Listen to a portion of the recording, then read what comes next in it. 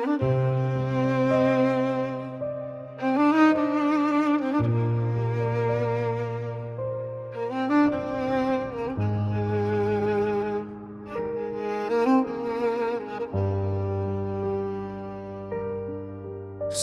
sükut indi resmimi çekir. Sevincim derdimin qəmini çekir. Boylanıram pəncərədən kölgələrə, bax gör indi aldanıram mən nələrə. Gör necə ağlaram qəmli biçarələrə. Sevincim ovucunda bax yaş gelip, bax qəribəm bu dünyada mən qərib. Yollar uzanıb gedər bax indi sensiz, bu dünyada döner bax indi səssiz.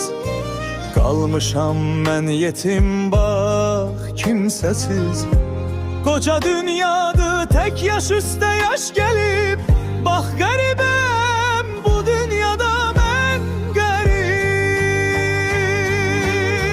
Kimsesiz tek soldum, solum boş kalıp, sensiz kalbimi de bak derdi gam alıp.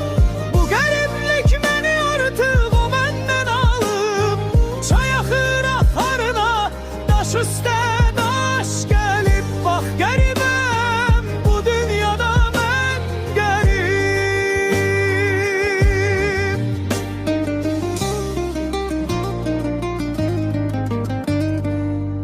Dedim ana yetiş benim feryadıma, uşaqlılıq düşübdür yine bak yadıma.